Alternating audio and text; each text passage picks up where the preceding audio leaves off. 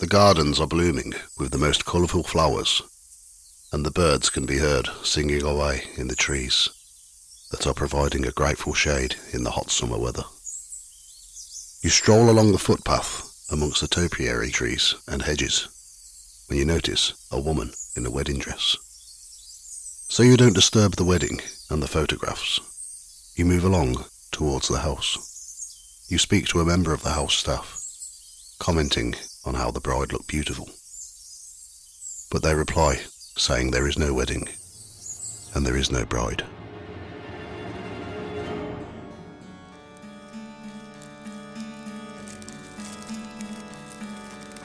Welcome to Ghost Tales by the Fireside. This episode is about the historic Athelhampton house, seen many times in films and television, including the 1972 movie Sleuth, starring Michael Caine and Laurence Olivier, the Julian Fellowes film From Time to Time, Most Haunted, and the 1976 Doctor Who episodes The Seeds of Doom.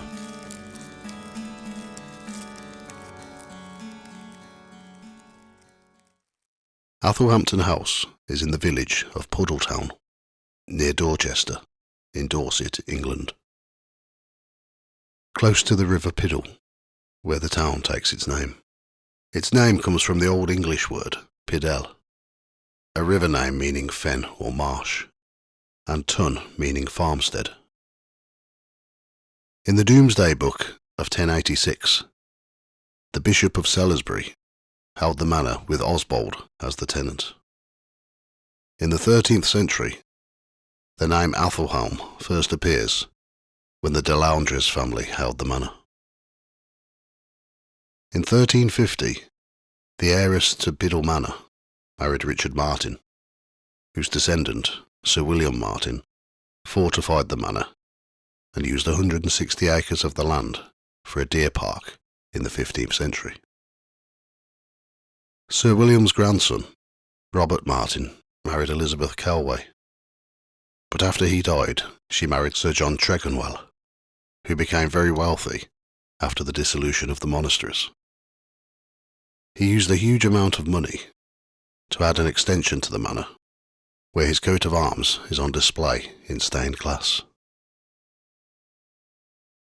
Next to own the manor was Sir Nicholas Martin, who became Sheriff of Dorset in 1581. He married Margaret Wadham, the sister of Sir Nicholas Wadham. As Nicholas and his wife Dorothy didn't have children, Margaret was a co-heiress, along with her two sisters. Nicholas and Margaret had 10 children, 3 sons and 7 daughters. 6 who passed away, leaving only 4 surviving daughters, who became co-heiresses to the manor. All 4 daughters married. The eldest, Elizabeth, married Henry Brune, and then Thomas Hannum, after Henry's death. Jane married Chidiock Tichborne, who was executed on the 20th of September, 1586, as one of the Babington plotters, which was a plot to assassinate Queen Elizabeth I. She then married Tristram Dillington, until his death, when she married Edward Richards, the High Sheriff of the Isle of Wight. Frances married Thomas White, and the youngest daughter, Anne, married Anthony Floyer. After the death of Sir Nicholas in 1596, the house and park was divided into 4 quarters for each of his daughters. 3 of the quarters were consolidated into a single unit and sold to Sir Robert Long in 1665, but Anne's quarter remained within the Floyer family until the middle of the 19th century. In 1684, Mary Cately, the auntie through marriage to Queen Mary II and Queen Anne, took James Long, the 3rd Baronet, to court in an attempt to take his share of Athelhampton to recover a debt. But after the death of his wife, Susan Strangeways, James Long and Mary Cately married, resolving the case. It's believed that a meeting took place on the staircase on the west wing of Athelhampton, making plans for the glorious revolution which put Mary II and her husband and cousin, William III of Orange, on the throne. The larger share of the house passed through the Long family to Catherine Tilney Long. Her brother James was intended to inherit her father's fortune, but he died just before his 11th birthday in 1805. So the estates and financial investments worth £300,000, 29,900,000 in today's money, went to Catherine. She became known as the Wiltshire heiress and was believed to be the richest commoner in England. As you can imagine, she had many men interested in marrying her, but her main two suitors were the Duke of Clarence, the future King William IV, and William Wesley Pole, 4th Earl of Mornington. She married William Wesley Pole on the 14th of March, 1812. He was known as being a cruel man to Catherine, and left her for Helena Patterson Bligh, the wife of Captain Thomas Bligh. Catherine died aged 35, and William was involved in a court battle for custody of their children, in which he lost. He did manage to take possession of her share of Athelhampton, which he sold in 1848 to the tenant farmer George Wood, who also managed to buy the other quarter of the house from the Floyer family, bringing the house together to a single owner again. The house and part of the land was sold to Alfred de La Fontaine in 1890, who was a member of the Society for the Protection of Ancient Buildings. Alfred was friends with the novelist and poet Thomas Hardy, who was a regular visitor to the house. Hardy first visited the house as a teenager, when his father worked there as a stonemason, and he stayed associated with the place, being involved in its restoration. Athelhampton is believed to be the influence for Bathsheba's farmhouse in Hardy's novel, Far from the Madding Crowd. The Cochrane family bought the house from the La Fontaine in 1918. They built the north wing on the foundations of a previous building in 1921. The house was sold again in 1930 to Mrs. Harmsworth, wife of the second Viscount of Rothmere. It was purchased in 1949 by Rodney Phillips and his wife Marika, and her mother, a Russian-French painter. It was sold again in 1957 to Robert Victor Cook, and it stayed within his family until 2019, when it was bought by Giles Keating, an economist and author. The house is open to the public every day from 10 a.m. till 4 p.m.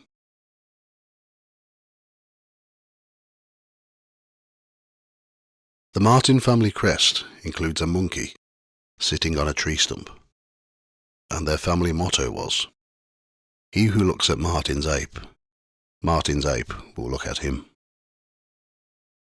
In the 15th century, Sir William Martin imported an ape, which he kept as a pet, and it was free to roam the halls. The Martins were a Catholic family, and one of William's daughters wanted to marry a Protestant man. As this was forbidden in those days, she took the decision to take her own life. She went to a secret room behind the panelling in the great chamber, and without realizing, the ape followed her.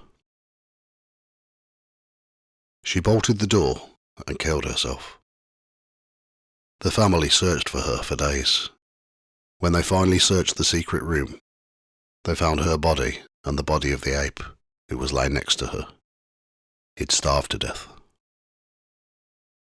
The ghost of the ape is rarely seen, but when he is spotted, he stares into people's eyes. He is often heard scratching at wood behind the panels of the great chamber, and many people have said that they've heard him laughing after he spanks women as they walk around the chamber. He is said to have appeared in the background of many visitors' photos. Another ghost that's seen in the Great Chamber is that of a grey lady. It's not known who she is, but it's believed that she could be the ghost of the wife of James Long, who died of fright after being confronted by debt collectors.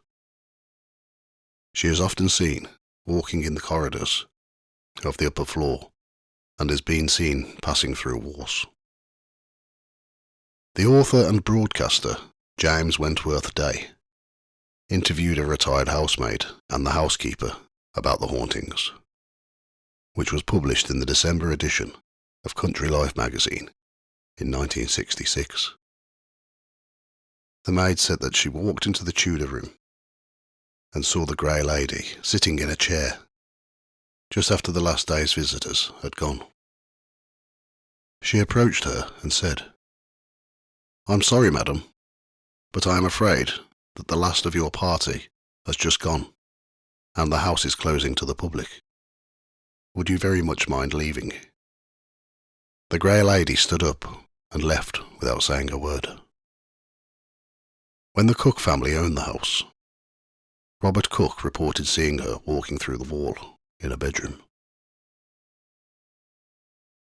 The dark apparition of a hooded figure, believed to be a monk or a priest, has been seen many times, walking down the drive and into the Great Hall. He is usually seen just out of the corner of your eye. One of the housemaids reported seeing the ghost in broad daylight. She was walking along one of the corridors when she noticed that she could hear footsteps coming from behind her. She turned around to witness what appeared to be a monk standing outside of the bathroom.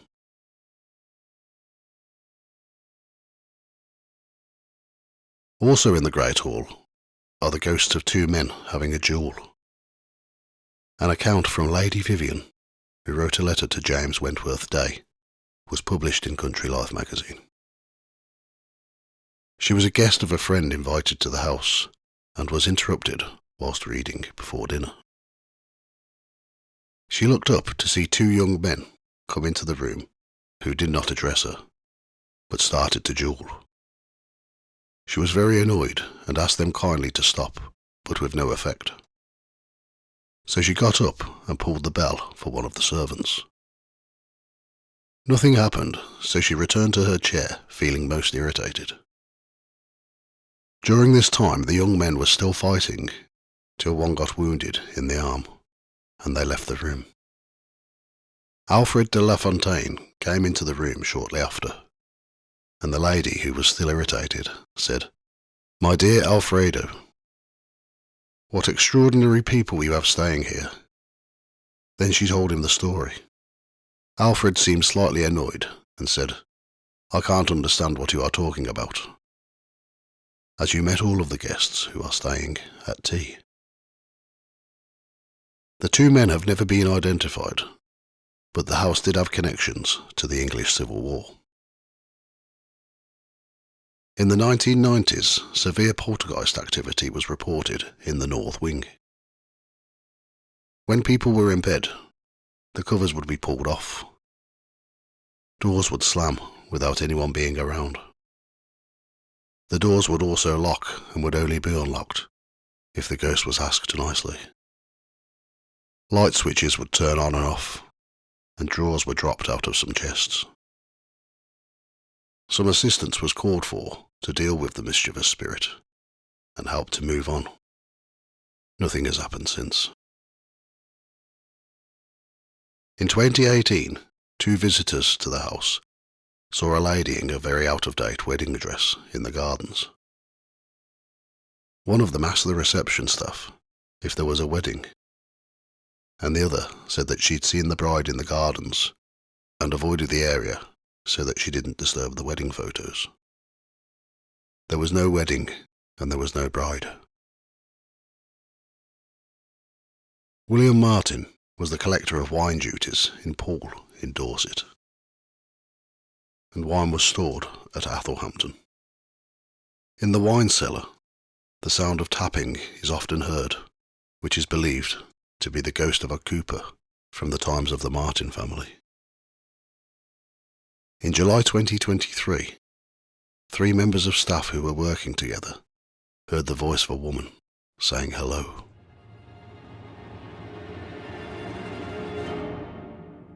Thank you for listening to Ghost Tales by the Fireside. If you enjoy this channel, please subscribe and give me a thumbs up. It's very appreciated. You can find more information about the episodes on the website ghosttales.co.uk and on the Facebook and Instagram pages at Ghost Tales Podcast. All music, research, writing, production, art and sound effects are all my own work.